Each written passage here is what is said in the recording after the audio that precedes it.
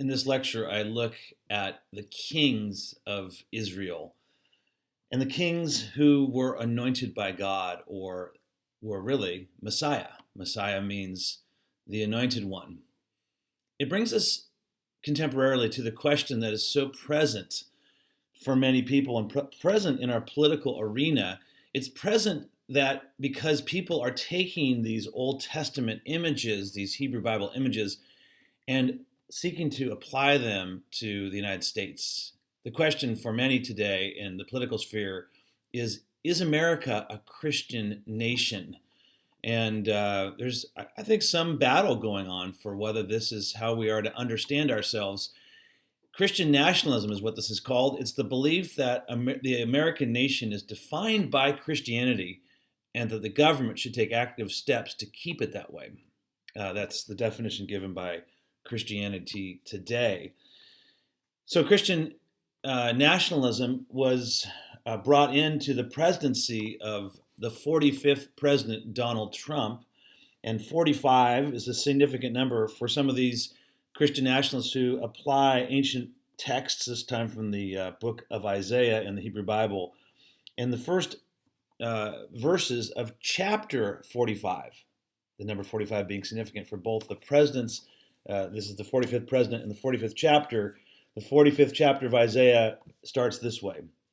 Thus says the Lord to his anointed, to Cyrus, whose right hand I have grasped to subdue nations before him and strip kings of their robes, to open doors before him, and the gates shall not be closed. That's from the New Revised Standard Version, again, which I recommend to you as an excellent translation of the Bible. Here in the New Oxford Annotated Bible, again, which I recommend to you for the notes that help us to understand the biblical text, it says this. This is a charge to Cyrus, God's anointed, i.e. Messiah. It is universal in scope, just as Israel's mission to all nations. The only Old Testament passage in which Messiah refers, this is interesting, in which Messiah refers to a non-Israelite. So here and there I've noted places where biblical language makes it even into our contemporary world, the 21st century United States, and sometimes I'll hear this, he's the Messiah, he's anointed, meaning like in business, he's the person to bring about, prosperity and favor, economic favor. It's fascinating to recognize, this comes, of course, from the Old Testament, from the Hebrew Bible. Messiah meant, as I mentioned earlier, the anointed one, literally the putting on of oil, probably olive oil, onto the head of a leader, sometimes a priest, but almost always a king, to give that person authority for their work. The anointed one. It's a specific reference. And as we come to this fifth week in the course, we're going to be looking particularly at the kingship, how Israel came to have its kings. And as I mentioned, this has significant contemporary significance. It is significant in our current world as well. So on the way to the monarchy, around the late 13th century, before the Common Era, you see Joshua coming in having a conquest of the land of Canaan.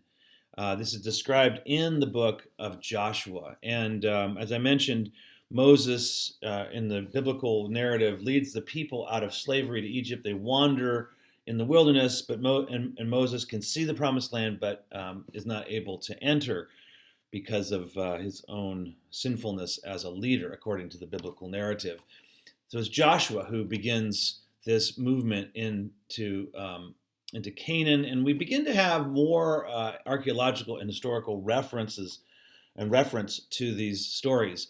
Around the 1200s, that is, to the late 11th century before the Common Era, as the people of Israel have come into the land, and this is described in the book of Judges, there are these leaders in this confederacy of tribes. So if you think about the early years of the American experiment, as it were, we had the Articles of Confederacy, the Articles of how to keep these various colonies together. this is something like what was happening in Israel. It was the 12 tribes.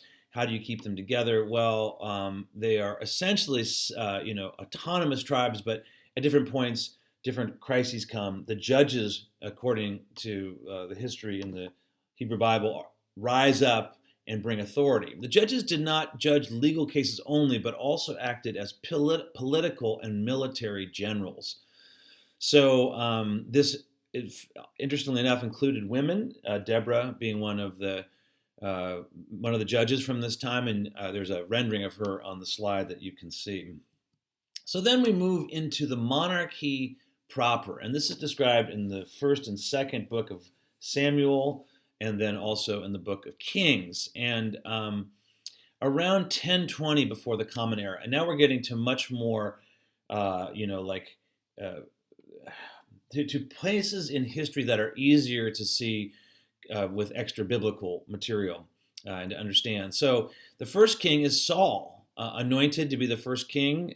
He is not a very great king, according to the biblical text. It appears that he has something that we would understand to be mental illness, and he begins to deteriorate rapidly. And this is described in 1 Samuel chapters 9 and 10. And as I say, 1 Samuel 9 and 10, I just want to mention that these chapters were not part of the original text. They were added later in the Middle Ages to help people to find out where to go, and especially the verses, to be able to get to a particular place in the books of the Bible. So 1 Samuel chapters 9 through 10, 1,000 before the Common Era. This is a very significant date, and there will be a few dates that I want you to memorize. This is one of them. 1,000 before the Common Era. Around that time, King David starts to reign, the second king of Israel. This is the golden age, and the book of 2 Samuel describes this golden age of Israel. To this day, as I've mentioned, the symbol of Israel is the Star of David. The Star of David, this sign of the great empire under David, where you had a Messiah, an anointed leader. You had the land, as we've talked about, as another sign of promise. And you had, the Israelites had the temple. Everything was in motion.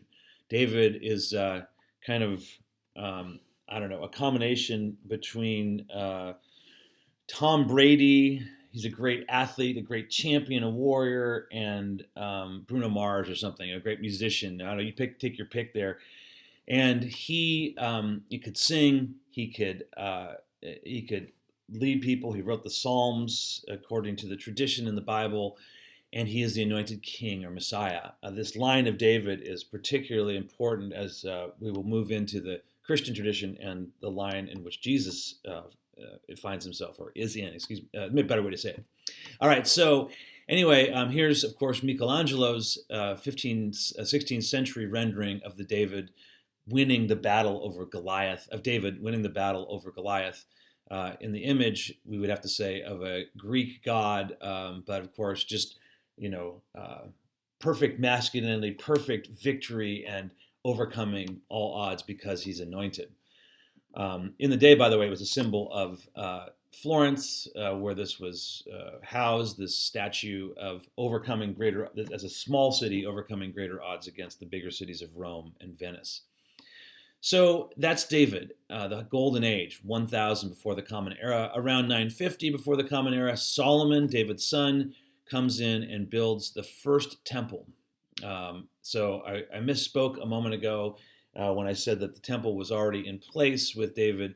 I was thinking of the house of David. This is how you begin to think biblically. It's like even if the person himself doesn't do it, it's part of what his lineage does. And so around 950 before the Common Era, Solomon builds the first temple, and this is described in 1 Kings chapters 6 through 8. So I want to show you a little bit of the Holy Land and the time of the kings. So this is where there's a move from confederacy to a unity as a nation, and there is one king, at least in theory. This doesn't always hold up so well, as we'll see, over all of Israel. And by Israel, it's interesting, there's these different parts. There's Israel and Judah, and that's the northern and the southern kingdom. But in the time of the kings, you can see how this looks. You can see where the Dead Sea, the Salt Sea is. You can see how what we know as the Sea or the Lake of Galilee or the Sea of Gennesaret it flows down through the Jordan River to the Dead Sea. You look to the west, and you can probably pick out Bethlehem and Jerusalem in the area of Judah, and then the Philistines. Just interesting to put that out there, and Gaza, right? So the Philistines are etymologically related to Palestine, and it shows you how old some of these controversies are. I'll leave it there for now. So another big moment, 922. There's the separation into the northern and southern kingdom. So unity under Solomon doesn't last very long.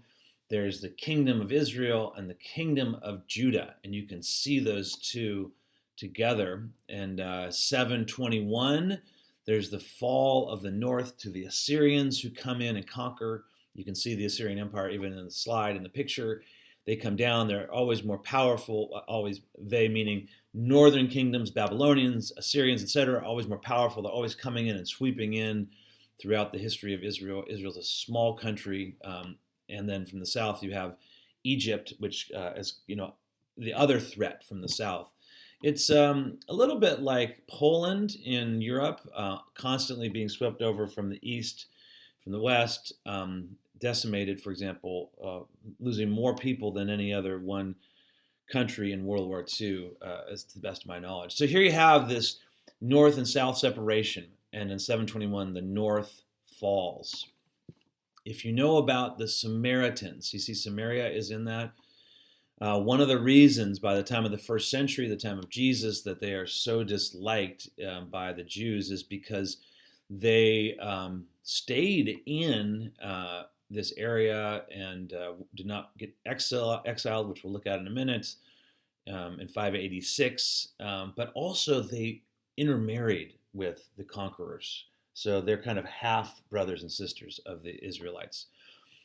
Here's the important thing about Israel at this time. The kings exist in a three-part social structure with prophets and priests. This is important. So at least in theory, in principle, the nation of Israel, the Israelites had this three-part structure always under the law of God, the Torah. The kings were supposed to enact Torah, and the prophets pointed to it, and the priests oversaw the worship and sacrifice at the cultic sites, the worship sites, whether the tabernacles, local shrines, or the temple itself, the one temple in Jerusalem. So the prophet, as we see here, and this is Michelangelo again with his vision of the prophets, they pointed the king and the people to Torah. And you can see this again in 2 Samuel 12.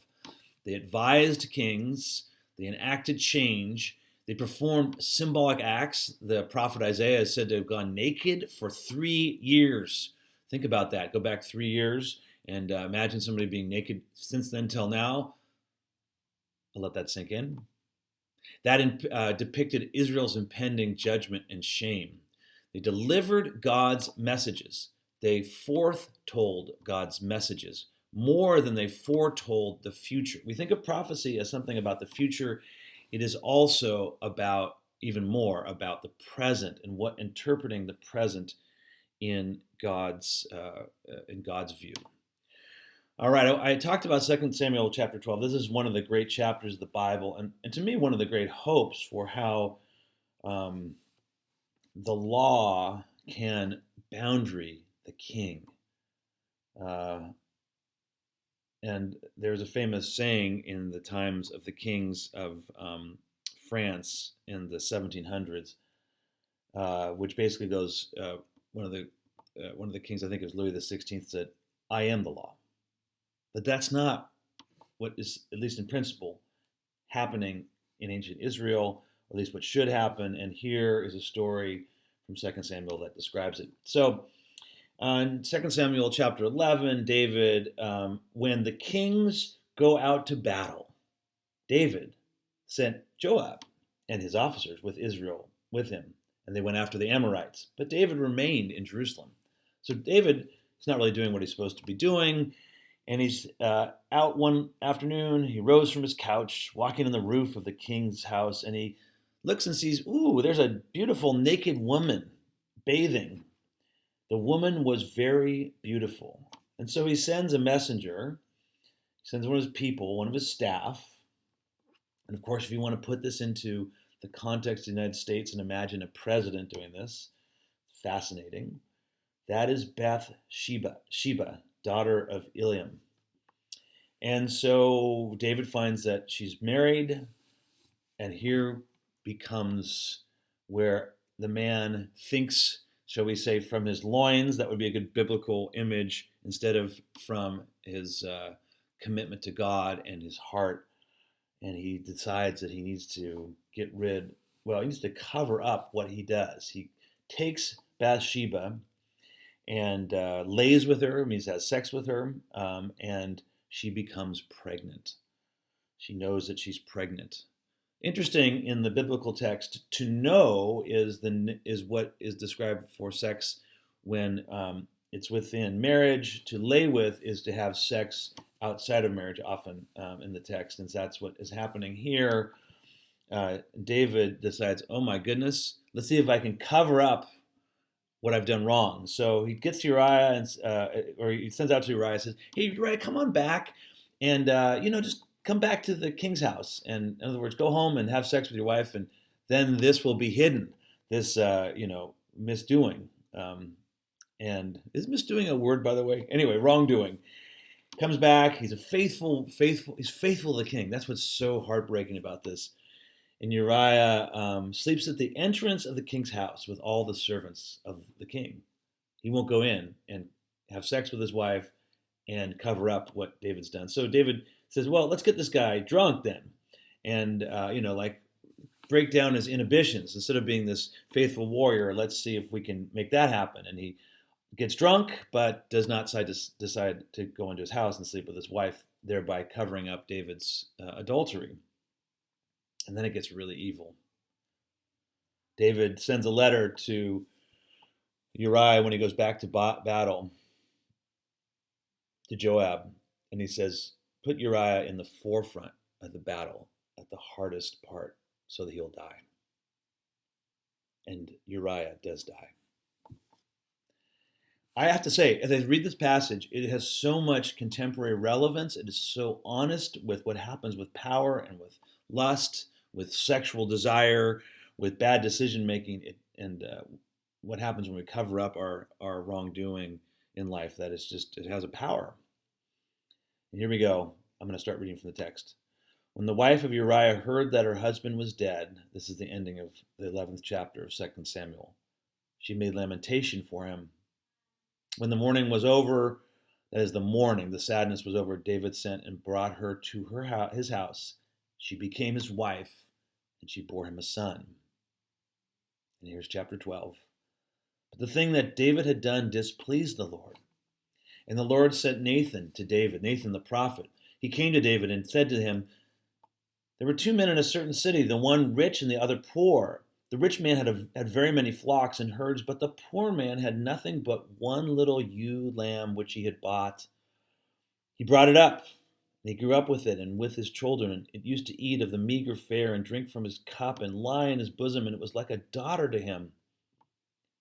Now there was a traveler to the rich man, and he was loath to take one of his own flock or herd to prepare for the wayfarer and who had come to him. But he took the poor man's lamb and prepared that for the guest who had come to him.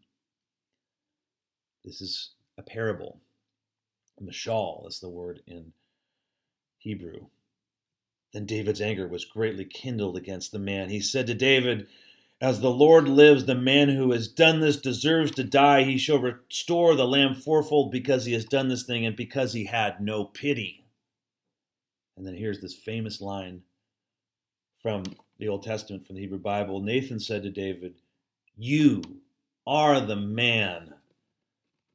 Thus says the Lord, the God of Israel, I anointed you king over Israel, and I rescued you from the hand of Saul. I gave you your master's house and your master's wives into your bosom, and gave you the house of Israel and of Judah. And if that had been too little, I would have added as much more.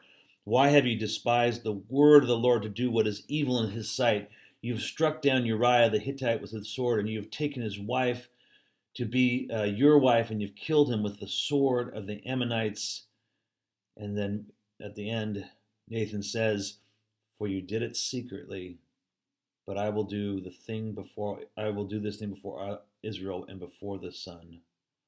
I will raise up trouble against you from within your own house, and I will take your wives before your eyes and give them to your neighbor, and he shall lie with your wives in the sight of this very sun. Nathan said to David, now the Lord has put away your sin. Sorry, David says to Nathan, I have sinned against the Lord. And then Nathan replies, now the Lord has put away your sin. You shall not die.